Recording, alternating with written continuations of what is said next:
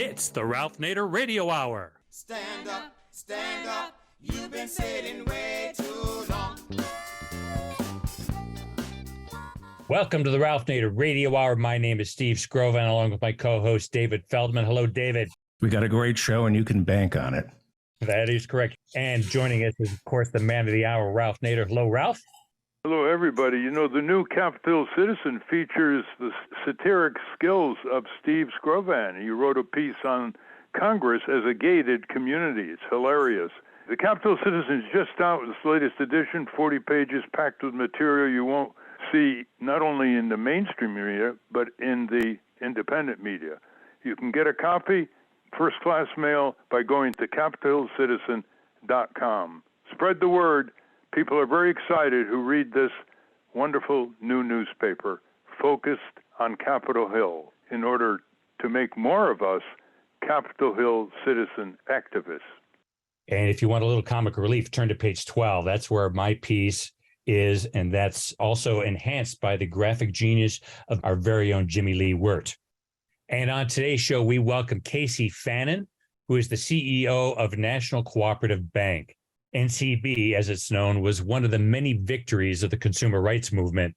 Before NCB, many cooperatives weren't eligible to use the existing cooperative finance system. So a coalition of cooperative leaders, civil rights leaders, and consumer advocates, including, of course, our very own Ralph Nader, set out to provide a dependable source of financing. National Cooperative Bank was chartered by Congress in 1978 to serve the financial needs of cooperatively owned organizations that operated for the benefit of their members, not outside investors. We'll speak to Mr. Fannon about National Cooperative Bank's mission, their history, their plans for the future, and their cooperative successes over the last 45 years. Then Ralph has a couple things to get off his chest, and then he's going to also respond to some listener feedback. And as always, somewhere in the middle, we'll check in with our steadfast corporate crime reporter, Russell Mokhiber. But first, let's talk to Casey Fannon about cooperative banking. David. Casey Fannon is president and CEO of National Cooperative Bank, a leading financial services company dedicated to providing banking products to cooperatives and socially responsible organizations nationwide. Welcome to the Ralph Nader Radio Hour, Casey Fannon. Thank you so much. It's a pleasure to be on. Yeah, welcome indeed. Well, for our listeners, they might be interested to know that 1 in every 3 Americans are a member of a co-op. Maybe you don't know that, but it's case. Co-op is as American as apple pie, not just farmer co-ops, consumer co-ops, housing co-ops, all kinds of different co-ops, even moving into the internet age in terms of potential co-ops surrounding the concept of the commons. And the biggest membership probably is in credit unions. Over 70 million Americans belong to credit unions all over the country. It doesn't matter whether it's blue state, red state. Co-ops are everywhere, especially in farm country. So that's one. And just to give the framework, Casey, I want to read from your description of the National Cooperative Bank, which we worked assiduously with the Cooperative League of the USA and others to get through Congress in 1978. And we attended a signing ceremony in the White House in August of 1978. I remember how hot a day that was, but it was a very celebratory day. Anyway, the National Consumer Cooperative Bank is now called the National Cooperative Bank. That was a name change that was controversial, which we'll get into. And I'm quoting from your materials, provides comprehensive banking products and services to cooperatives and other member-owned organizations throughout the country. What makes NCB unique is that the bank was created to address the financial needs of underserved market niche people who join together cooperatively to meet personal, social, or business needs, especially in low-income communities. End quote.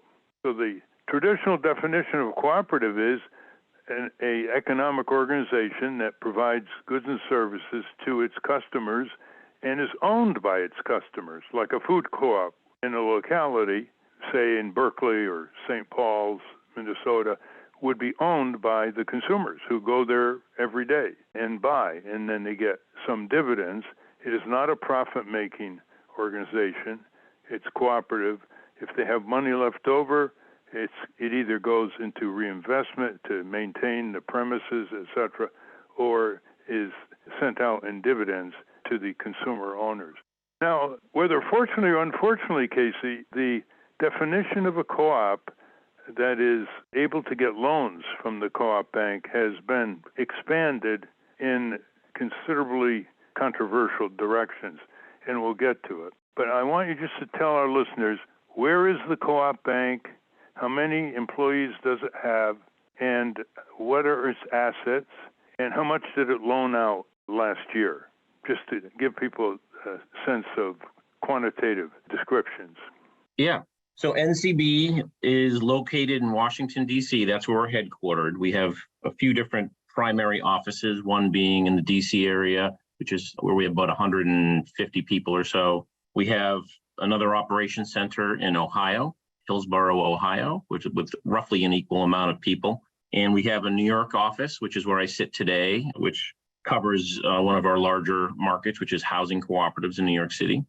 Collectively, we have roughly 340 wonderful employees. And in terms of asset size, we're about $3.4 billion.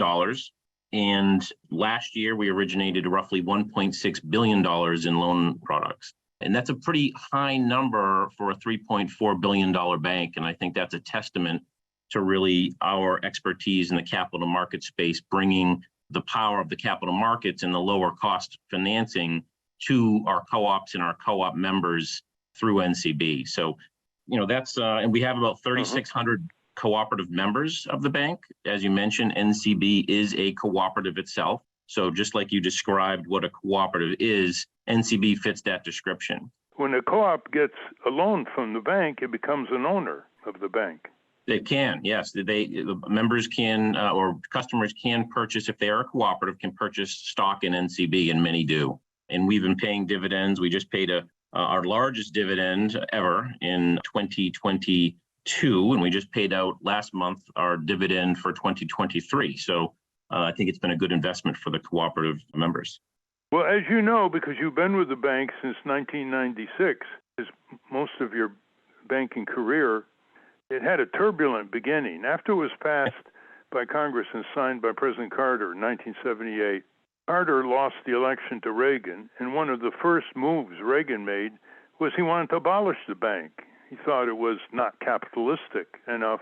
And there were back and forth negotiations with the Reagan administration and the bank and its supporters, which included organized labor as well as the cooperatives around the country.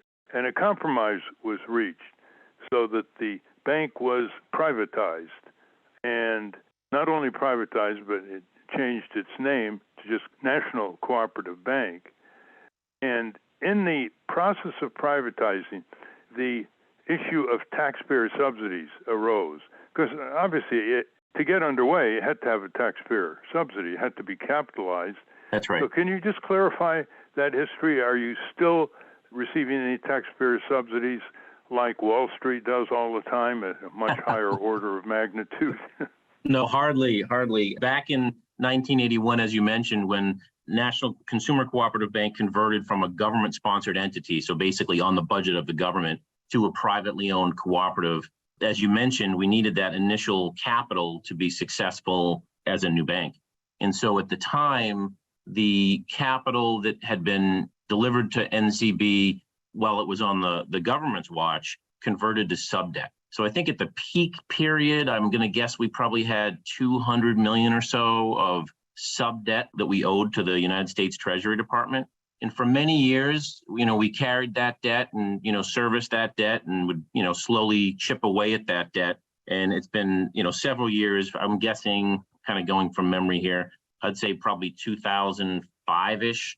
We paid off all of the debt that we owed to the United States Treasury Department. So I don't know if I'd say subsidy, Ralph. I would say that initial capital that was provided to NCB by the government was an investment. And so I think that looking back at the history of that investment, I think it turned out quite well for the U.S. taxpayer.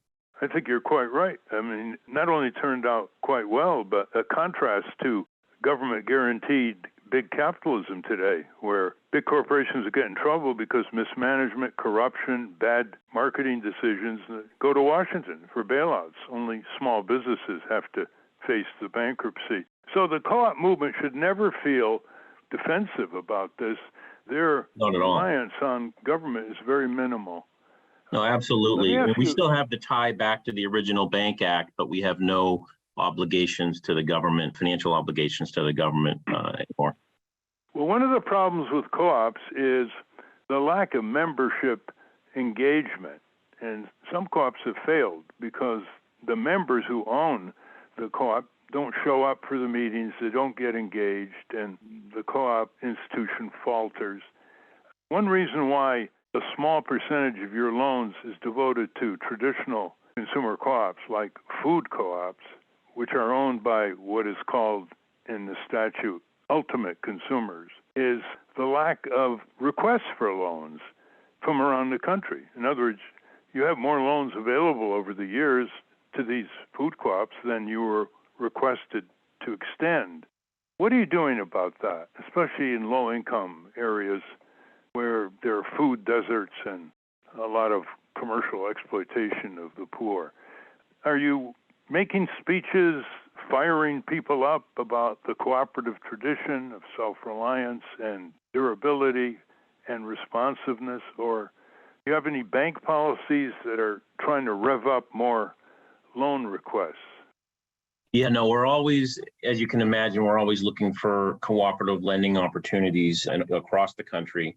A second or two on participation. The University of Wisconsin put together a really nice research piece last year on the engagement of cooperative members. And you're right, there are certain categories of cooperatives that don't have very high levels of participation, and consumer cooperatives tend to have higher participation at times of crisis or major decisions. But outside of that, it can vary. I think purchasing co-ops have the highest percent of participation. But, we have made loans in all 50 states. Aside from the three main offices that I described earlier, we have employees across the country working from their home or from small satellite offices to generate loan opportunities across the co-op ecosystem. And, we do that by supporting grassroots-led organizations that really, promote the creation of cooperatives and cooperative development. We work very closely with NCBA, National Cooperative Business Association, and support their efforts. We just completed a full year Key 6 initiative, Key 6 referencing the 6th cooperative principle of cooperation among cooperatives. And so that effort was to really promote growth and really research why there are not, a huge number of co-ops being created, and really linking what needs to be done to create those new co-ops. And access to capital, as you well know, is one of the major stumbling blocks for any small business, but particularly small cooperatives and new young cooperatives. Well, that was the reason for the passage of the Cooperative Bank Act, that the commercial banks didn't want to extend loans to co-ops. They thought it was an alien kind of economic ideology. It wasn't capitalistic. Again, from your materials, you say co-ops operate for the benefit of their member owners. They take advantage of economies of scale, combined buying power, and strength in numbers to save money and return profits to their members. In the process, co-ops provide millions of jobs, support businesses and personal needs, and enhance the quality of life, end quote. I would add that they also have, for example, voted to ban the sale of cigarettes or other products that they don't like in the food store that they own. And they were in the vanguard of that, ahead of the supermarkets and commercial stores. So when we were lobbying the bill through, Casey, we had a wonderful young lobbyist lawyer, very savvy, Mitch Rovsky, who unfortunately passed away recently. And he would go up on Capitol Hill day after day, and we would be involved in the drafting of the bill, beating back some weakening amendments, strengthening it, making it more definitional about what a co-op is. And I remember a meeting with Senator Proxmire, who we had to get to support it. He was head of the Senate Banking Committee, and he raised some doubts. He said, well, how do you know that there's going to be enough demand by enough co-ops to make it worthwhile. I said, well, you have a lot of co-ops in Wisconsin, in Eau Claire and other places, and, the two work together. If there's a bank offering loans, it'll catch the attention of people, make it more likely that they can sign up people to start a food co-op or a housing co-op. Well, obviously, it's been a difficult process, and I have a good example for you. In Winston, Connecticut, from which I hailed, they're trying to start a food co-op, and this was just before the COVID-19 pandemic. They signed up about 350 people. They gave between $250 or up to $1,000. And then the COVID pandemic stalled the process. And I said to them, are you in touch with the National Cooperative Bank? They said, yes. He said, well, why don't you file a loan application? You've got the papers, you're a legal entity. And they said, well, we were told we really had to get up to 1,000 members to show demonstration of support. The town is 11,000 people, and it serves smaller adjacent towns in Connecticut. What would you tell them to get them moving again? Well, we are always doing food co-ops across the country. We just did a big one in Detroit, which was this being constructed right now. We're working on some in Chicago and other parts of the country. I think that getting that initial group of members, not only to provide capital, which is obviously important, but just to ensure the success of the co-op once the doors open is critical. And so there are playbooks, the food co-ops being a pretty well-established group in the co-op space, there are playbooks that lay out, the things to do to make a food co-op successful. And hitting those, that 1,000-member target is clearly one. It has to differ by market. It has to be bespoke depending on the situation. But having that group of member owners that will support the store is critical. So I would say to that co-op, continue to talk to NCB, some of the other CDFIs that are focused on co-ops that have technical assistance. CDFI stands for Community Development Financial Institution. There's plenty of them all around the country, and they do wonderful work. They're outside of the banking system directly, but they provide to communities who need financial services that aren't well served. CDFIs, serve a very important role in this country. I think some of these, any small business, but co-ops where you don't have necessarily one driving leader, but several, technical assistance is critical. And there are some groups like FCI out there that do a lot of great consulting with young and developing food co-ops. I will note, Ralph, that linking this discussion with the early lobbying efforts and the difficulty in communicating the need of cooperatives and the importance of cooperatives, we still do that today, and we still deal with some difficulty like you did in 1978. The Small Business Administration for decades did not allow cooperatives to be borrowers for an SBA loan. So NCB, along with many of the other cooperatives in the space, have lobbied long and hard to allow co-ops to be eligible borrowers under SBA programs. Listeners should know that the size and range of cooperatives in Europe, especially Western Europe, are far, far greater than in the U.S. And credit unions were brought to the U.S. by Canadians from Quebec. They went down to New Hampshire over 100 years ago and helped start the first credit union, which is basically an alternative to commercial banks.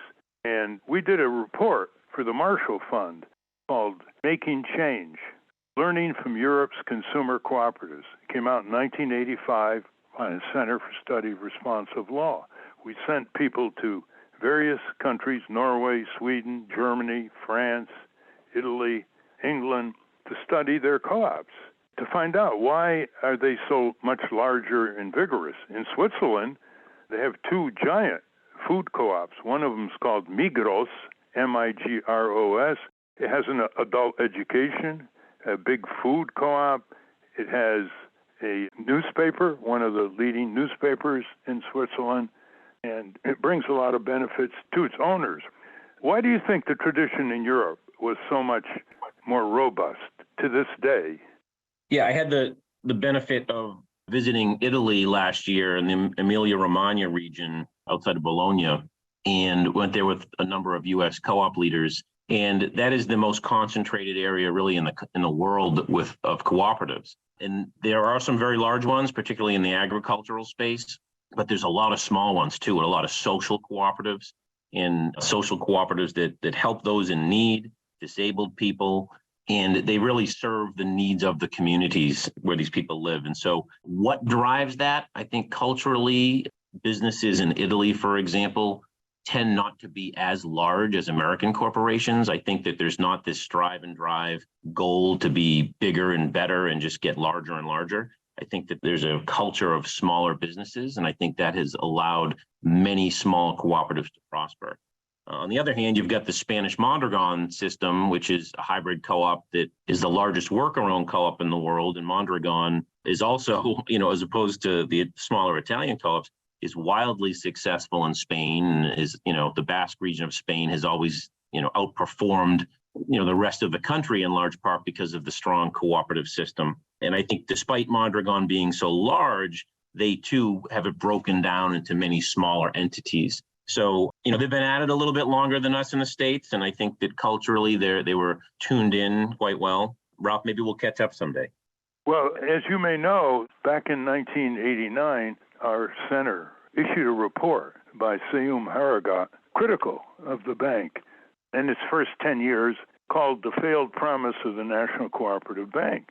And the nub of the criticism is the expanded definition of what is a co-op. And I'll just read a short paragraph from the report. In sum, the National Consumer Bank claims to be fulfilling the mandate of the Bank Act by providing services to business cooperatives, to federations of bank cooperatives, to credit union service corporations, to business members of cooperatives, and to others that might confer benefit on cooperatives and their members.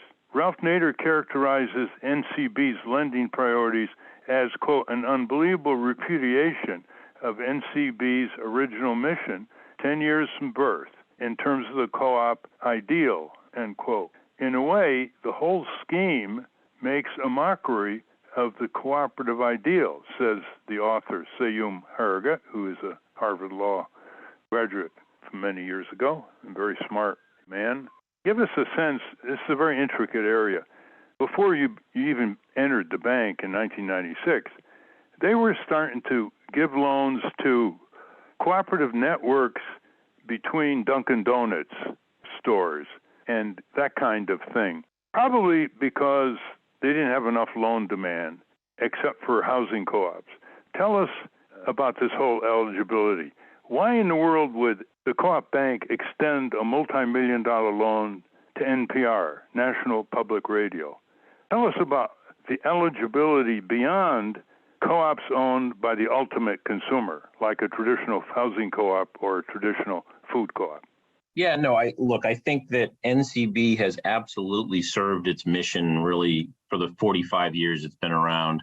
We continue to serve consumer cooperatives across the country, and that's where we put most of our dollars, both, deposit dollars and lending dollars. And as you noted earlier, it's really a dually mandated bank. One is to serve America's cooperatives, and the second is to serve low and moderate income communities. And we continue to hold 39% of our portfolio in low to moderate income communities, which is above the Bank Act's original best efforts goal. The Bank Act requires that members and shareholders of NCB be cooperatives. We are a second tier co-op, meaning that individuals cannot belong to NCB as a member, but rather cooperatives made up of individuals and corporations can become members of NCB. I would argue that NCB has expanded the lending of, beyond just consumer cooperatives to the benefit of all cooperatives, including consumer cooperatives. We have gained expertise in many markets that have helped us provide better products and lower cost financing to consumer cooperatives and other cooperatives, across the ecosystem. We fund worker cooperatives. We do work with purchasing co-ops. You mentioned Dunkin' Donuts. I personally have walked a Dunkin' Donuts cooperative kitchen, and I'll tell you, the smell alone of that facility would convince you that it's a loan worth making. And that's an example of small business owners, chipping in to have a cooperative kitchen to make donuts, serving, say, 100 different Dunkin' Donut sites. And I think, if you're really looking at solving poverty and helping the community, I think you have to look at ownership, and small business ownership is a critical element in building wealth and narrowing the wealth gap. Let me ask you to tell our listeners the percentage of loans in various categories. How much did you loan out, for example, last year? And what percent went to housing co-ops? What percent went to business-type co-ops, to consumer co-ops? Sure. Housing co-ops, which are consumer cooperatives, is regularly and annually the biggest category of our lending. So I don't have those numbers at my fingertips, but I think if of our $1.6 billion of loan production last year, I would say that about $1 billion of that was in consumer housing cooperatives. Outside of that, we do food cooperatives. As you mentioned, we've lent to food cooperatives and independent business owners that are members of cooperatives. And that has, I bet you that's probably $100 million or more in and of itself. We have many lines of business that serve different co-ops across the country and in different industries. Consumer cooperatives, I can say with absolute certainty, are consistently the highest percent of our origination and have been really as long as I've been at the bank, which will be, I think, 27 years next week. So my personal opinion is that there's the small tent view of cooperatives and the large tent view of cooperatives. And I think that by focusing on the big tent, I think there's more people under the big tent. And I think, P6, cooperating with cooperatives allow for a better NCB. I think NCB is better, and I think our consumer cooperatives are better off that we are tied into the cooperative ecosystem in a more fulsome way. It also makes you more politically formidable in Congress when you have small business lobby not being antagonistic to you up against larger companies that have always tried to undermine the cooperative institutions from time to time, sometimes a pitched battle in Congress. Let me ask you this before we go to Steve, David, and Hannah. The consumer cooperative borrowers have a pretty good record of repayment. You don't have a very bad loan record, do you? We do not. No, we've been successful, as have our customers. Listeners should know that the bank doesn't just loan money. As technical assistance, it can go out and really help you answer your questions if you want to form a new co-op. So let me give you a hypothetical. Let's say teachers want to start a school at the community college level, and they want to attract students to be trained in 3 majors. One, how to work at the municipal level, staff, cities and towns, villages, how to work in the voluntary charitable world, foundations, and how to work in civic groups, all of which require skills, and it's a good idea to give them a running start rather than trying to recruit them as not having any background in their formal education. So let's say a group of teachers wanted to get underway, and they want to do it in a cooperative manner. They have the premises, and they know they can get students for these job openings that are yawning, for these job openings that would like students to come with some background, some field experience in their majors at community college. Is that a possible co-op? Yeah, I think any company can be structured as a co-op, and if in that hypothetical, there's I think a lot of demand for that hypothetical co-op. I think most business schools focus on the corporate structure, and they don't focus as much as on the co-op and municipal and foundation areas. So I think if those teachers were to combine and put together a business plan and a capital plan, I think that's exactly where to start, is to really define how this business would operate and how it would fund. I think there are groups that can provide startup capital, in that intermediate capital, and also long-term capital. There is a rich ecosystem of lenders in the space that we all work together to try to start those new co-ops.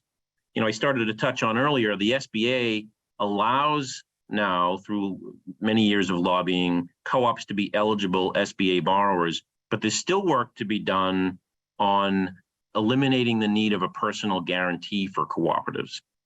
And we are lobbying and pushing hard, and have been for a while, to make that change, because so many small businesses in this country get their first start through a small business administration loan.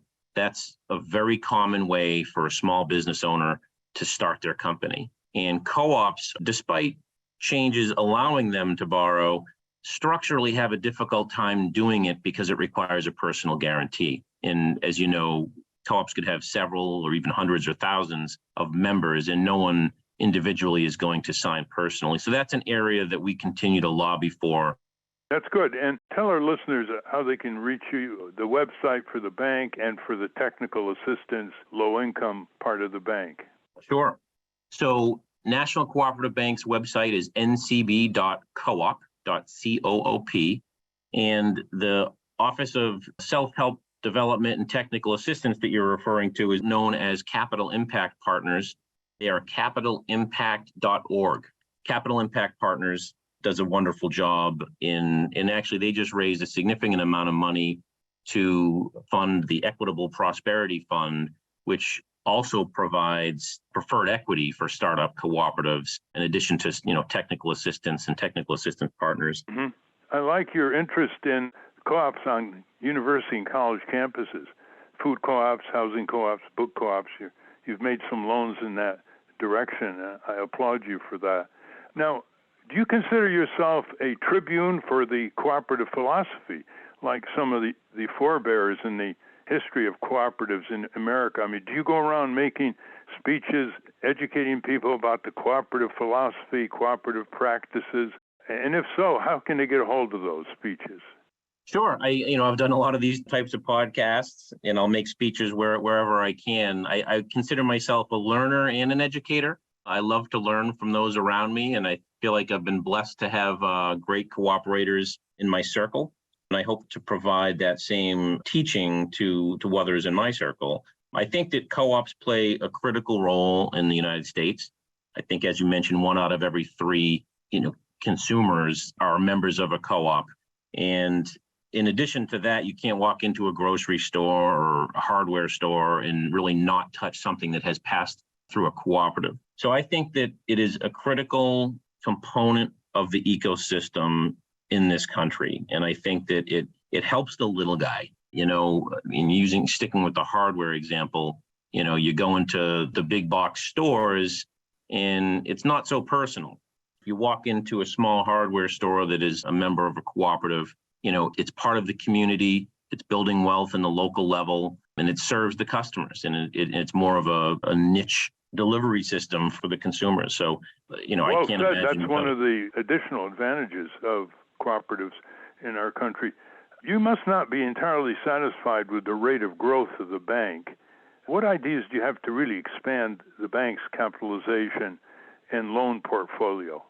Yeah, well, we grew our loan portfolio 18% last year. We're in the midst of a strategic plan that sees growth as a critical element. It's really the foundation of the 3-year strategic plan. So I can't say I'm unsatisfied with the growth of the bank. I think that we have successfully used the capital markets to securitize and many of our loans. So I think that we're a pretty complex and clever bank. So we don't necessarily have to see the portfolio growth to measure our success.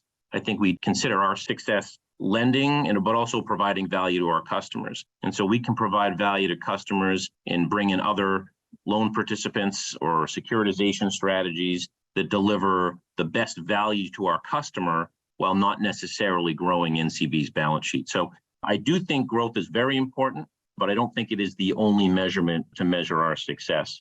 So our growth capital, we've stayed true to our cooperative roots. We have not raised outside capital to fund growth.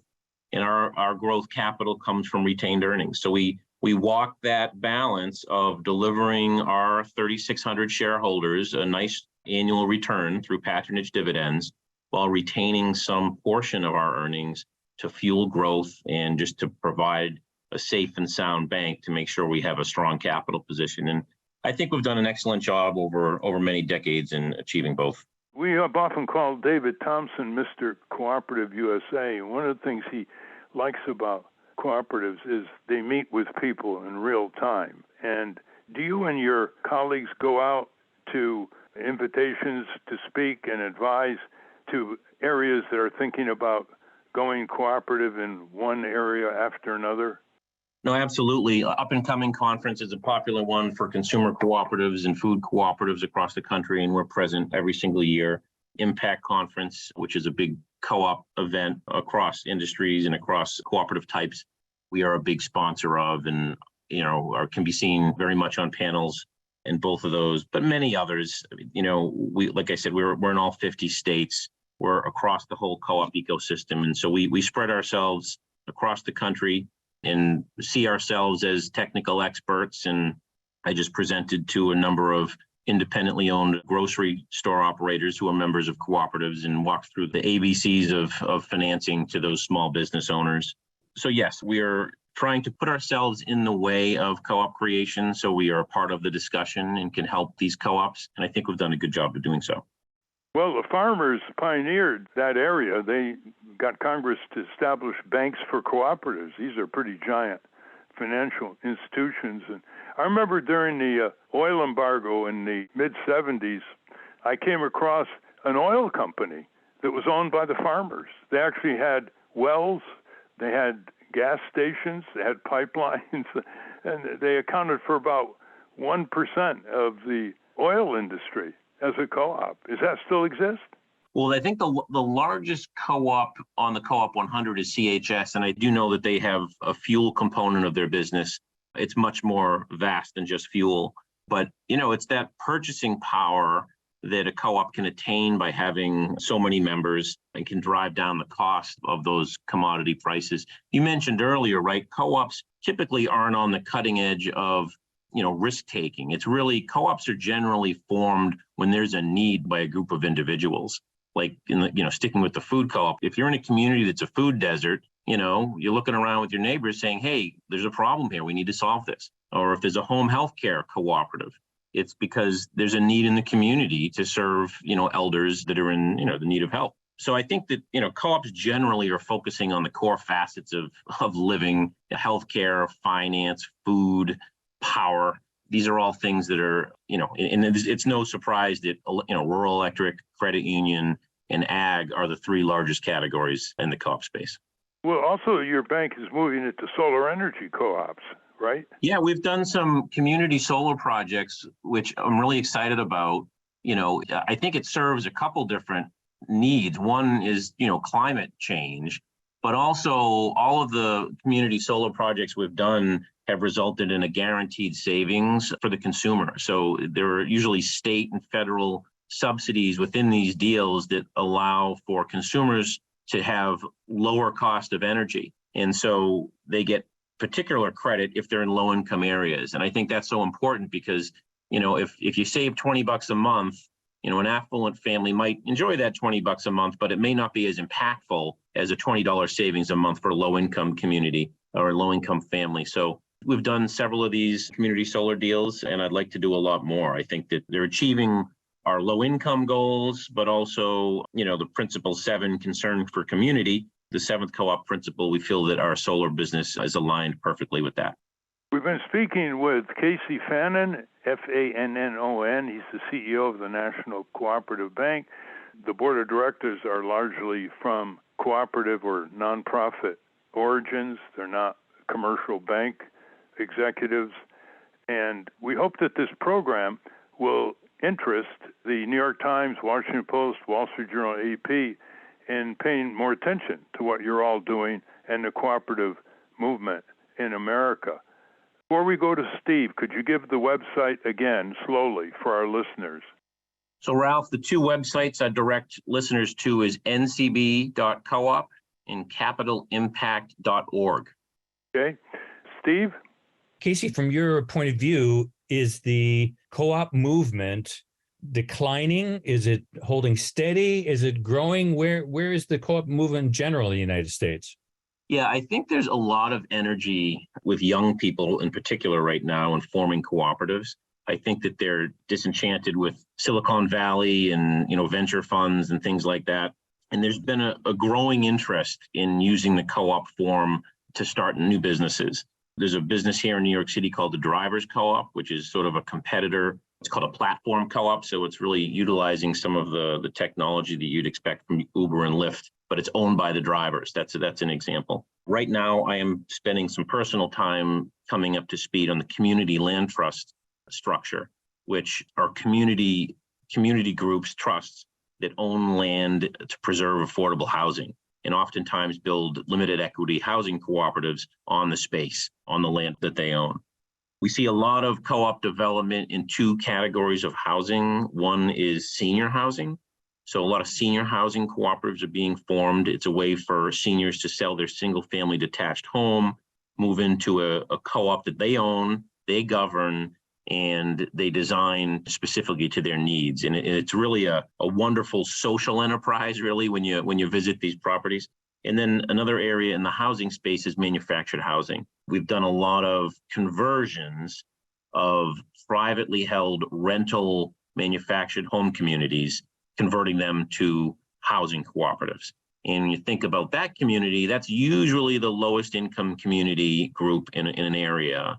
And they have been exploited by many property owners by raising rents, because once you move your home there, it's, the term mobile home is very much a misnomer. They're not very mobile. And so once the home is on site, owners have historically taken advantage of those renters. So we've converted many of those to cooperative ownership, and it really delivers the land back to the owners of the homes. And once again, they govern and control the economics of the co-op. So I see really opportunities across the co-op space.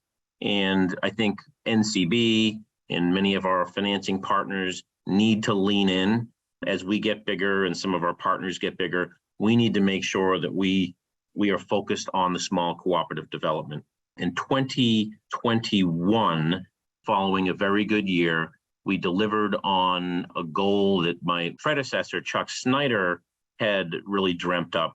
And that was the creation of what we now call Rochdale Capital. We have since contributed $6.5 million of equity to Rochdale Capital, and we have $3 million more that we're intending to donate for a total of $9.5 million. And Rochdale Capital, led by John Holtzclaw, is an aspiring community development financial institution.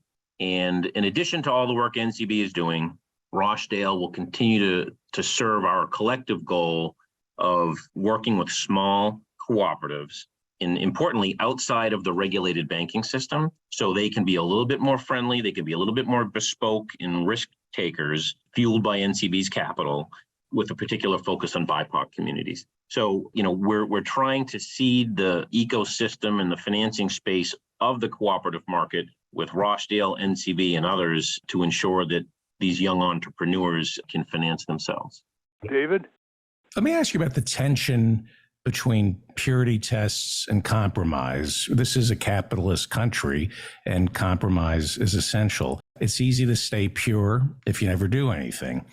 So you mentioned working with Dunkin' Donuts, and until recently, Dunkin' Donuts was co-owned by Mitt Romney's Bain Capital and David Rubenstein's Carlyle Group. Bain is one of America's leading predatory venture capitalists. They buy perfectly fine companies and destroy them by saddling them with the debt that they incurred buying the company. Carlyle Group, perhaps one of the biggest weapons investors in the world.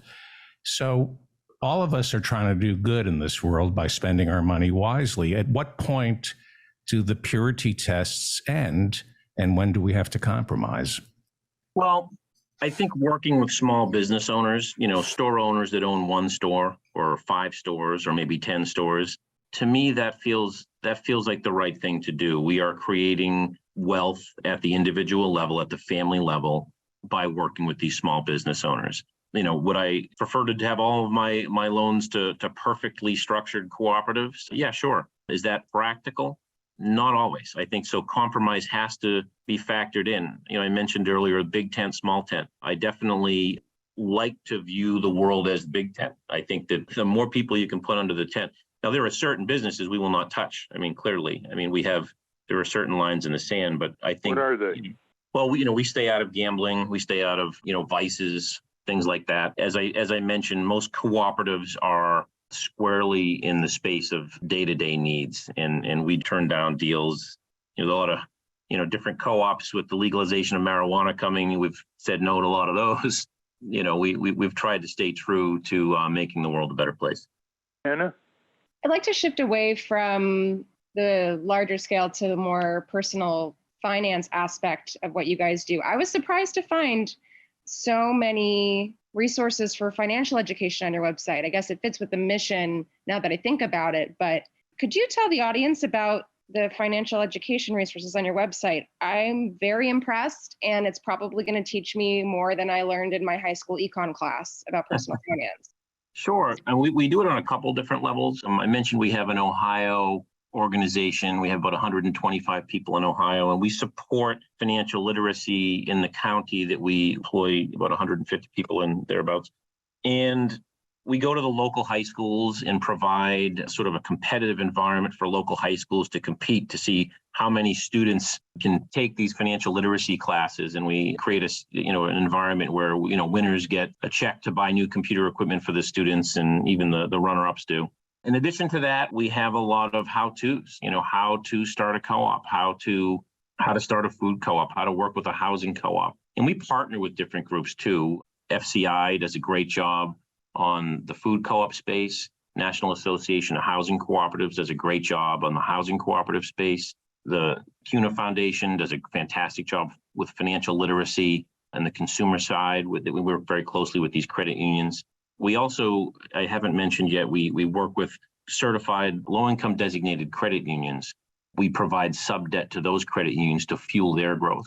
In so many of those low-income credit unions, financial literacy is really the center of everything they do in their community. You mentioned education. I would say that, another way to say education is technical assistance. And I think technical assistance is critical to any co-op development project. I don't care what space you're in. And, co-ops are unique, and, not everybody has the experience of self-governing and starting a new business. And so I think technical assistance is critical. And it's hard work. It's not easy work. It takes time, it takes a lot of effort, but so many of us try to get it done. For sure, listeners might be interested to know that the Co-op Bank in Washington, D.C. often gets rated as one of the best places to work in Washington, D.C. Before we close, any comments you want to make that we didn't cover? I will say that NCB and its partner, Capital Impact Partners, have really led an initiative called the Cooperative Innovation Awards. And this last couple of years, Rochdale Capital, National Co-op Grocers, CUNA Mutual, and local federal credit union have also contributed. It's a program that we solicit requests for grants from young and small cooperatives across the country, typically urban areas. And we give out awards. We've given out $900,000 of grants to these small co-ops. And, they can be grants of $35,000, $50,000. And it's really that seed capital, that $900,000 has really developed into $10 million of debt financing on top of it. So it's really, that early capital is so important in these small businesses and these small co-ops. And once you've got organizations like NCB and our partners contributing into these small organizations, it gives them a little bit more clout, a little bit more validity, and a little bit more capital. And they're able to really grow that into a larger financing. So that's something that we continue to grow each year. We're very happy. We're in the midst of looking at applications now, and we've got so many wonderful groups that are applying and doing great work. Well, we're out of time. We've been speaking with Casey Fannon, the CEO of the National Consumer Bank in Washington, D.C., with a couple offices in New York and elsewhere. Can you give slowly the website, listeners? Huge number of opportunities for you here. The website once more before we close. Yeah, I'd like to direct the listeners to NCB's website. It is ncb.coop, ncb.coop. There you have it, listeners. Go for it. Thank you very much, Casey. To be continued. Thank you very much. It's a pleasure. And once again, thanks for all the work you put forward in the 70s to put NCB on the map. We're still trying to make you proud. Oh, yes. Well, it's one of our proudest moments. So we wish you the best of luck in quality expansion as well as quantity. Thank you. Thank you so much. We've been speaking with Casey Fannon. We will link to the National Cooperative Bank at ralphnaderradiohour.com. Up next, Ralph has a couple things to get off his chest, and he's going to respond to some of your listener feedback. But first, let's check in with our corporate crime reporter, Russell Mokiver. From the National Press Building in Washington, D.C., this is your Corporate Crime Reporter Morning Minute for Friday, August 11, 2023. I'm Russell Mokhiber. Hours after Democrats in the Senate last week blocked an effort to install greater oversight over the billions of dollars the United States is spending in Ukraine, the watchdog who oversaw U.S. spending in Afghanistan issued a warning. That's according to a report in The Intercept. Spending too much too fast with little oversight would lead to unanticipated consequences, said John Sopko, the Special Inspector General for Afghanistan Reconstruction, or SIGAR. The U.S. has sent more money to Ukraine in 1 year than it spent in Afghanistan over 12 years, Sopko pointed out. I'm not opposed to spending that. I just want to make sure it's done correctly and that there's oversight, he said. For the Corporate Crime Reporter, I'm Russell Mokhiber. Thank you, Russell. Welcome back to the Ralph Nader Radio Hour. I'm Steve Scrovan, along with David Feldman, Hannah, Ralph, and the rest of the team. Ralph, you've got some things you wanted to talk about. One aspect of the cooperative movement that has great potentials in the healthcare industry. There can be healthcare co-ops treating healthcare workers much better, owned by the healthcare workers. Daycare co-ops, much better than the commercial daycare chains around the country. So that's another area for listeners to contact the National Consumer Bank about. We have perverse incentives in the way the corporations have structured our economy. People who produce the necessities of life are often paid the least, and people who produce the speculation and the avaricious activities of our economy are paid the most. For example, the people who grow and harvest our crops are often paid the least, respected the least, work in most hazardous workplaces in the rural farm areas. Same is true for healthcare workers, whose average pay now is about $13 an hour, giving life-sustaining help to elderly people, for instance. On the other hand, we have people who make entertainment products and services hugely paid, not to mention Tim Cook, who last year made $833 a minute on a 40-hour week. So the co-op movement is a movement of equitable respect for workers and consumers and deserves far more media attention, which we hope to foster. Okay, that's one. The other is, I have to point out, a few days ago in the New York Times Sunday edition, it happened again. The reporter said, in the U.S., a sitting president cannot be prosecuted. That's completely false. And Bruce Fein, our constitutional law expert, has explained that in an email to the reporter. And I just want to briefly read that. He said, quote, in the United States, sitting presidents are immune from prosecution, end quote.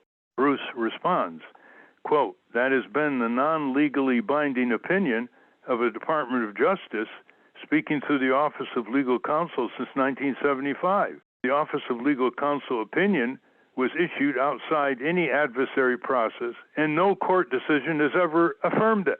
The predicate of the appointment of Special Prosecutor Archibald Cox by Attorney General Elliot Richardson during the Watergate scandal was exactly to investigate and prosecute crimes committed by sitting President Richard M. Nixon. So this was not reflecting this kind of presidential immunity, Bruce goes on to say.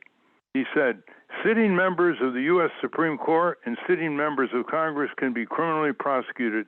Nothing in the Constitution's text suggests sitting presidents should be treated differently. To do so would contradict the hallowed hallmark of the American Revolution, elaborated by Thomas Paine.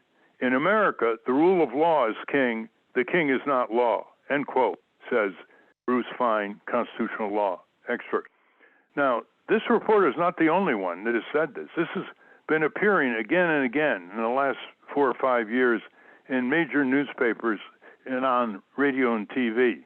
A sitting president can be prosecuted criminally in the USA, period. Thank you, Ralph. Now, let's respond to some listener feedback. This first one comes from Roxana Marinac, who's responding to our program last week on digital addictions. And she says, thank you again, Ralph, for another informative program. I think we are at this juncture because of the underfunding of public education, with diverse programs that help create curiosity in young people rather than the push to simply fit in. I enjoy my time alone. I'm never bored, as I am always curious to know more things. Also, as our planet continues to shrink, understand we are all connected on this small planet. The driving need of capitalism for more profit is undercutting and destroying our democracy. My faith is in young people. That's Roxana Marinak off of YouTube. Well, certainly we agree with you because we have no alternative to young people. We've got to wean them more time off that iPhone and internet addiction that the companies like Facebook and Google are so skilled in intensifying at a very young age, I might add. And we hope this program will be listened to by more young people. And we hope that more of our listeners will try to get more radio stations to carry this program. And of course, you can always get a free transcript of the program to use in classes or civic circles in your living room or in your neighborhood. So do spread the word, listeners. Thank you. And thank you, Roxanne. This comes to us from TJJ. Talk about techno-capitalist regime. Let us not forget all the dead or dying people of color extracting cobalt for our AI devices. Most of the cobalt is now produced in the Democratic Republic of the Congo in West Africa. And the workers are not exactly protected. Some young workers are actually digging out in the ground with shovels in their bare hands. There is some protection under the government's law, but it doesn't go far enough. And of course, there's the lithium miners and miners of other rare metals that go into the production of electric car vehicles that have similar lack of protections in developing countries, much less developed countries. The New York Times just had a big article on the cobalt workers in the Congo, if you want to follow up on that. I want to thank our guests again, Casey Fannon from the National Cooperative Bank. For those of you listening on the radio, that's our show. For you podcast listeners, stay tuned for some bonus material we call the Wrap Up, featuring Francesco DeSantis. And in case you haven't heard, the producers of the Ralph Nader Radio Hour are Jimmy Lee Wirt and Matthew Marin. Our executive producer is Alan Minsky. Our theme music, Stand Up, Rise Up, was written and performed by Kemp Harris. Our proofreaders, Elizabeth Solomon. Our associate producers, Hannah Feldman. Our social media manager, Stephen Wendt. Join us next week on the Ralph Nader Radio Hour. Thank you, Ralph. Thank you, everybody. Get active. That's what it's all about.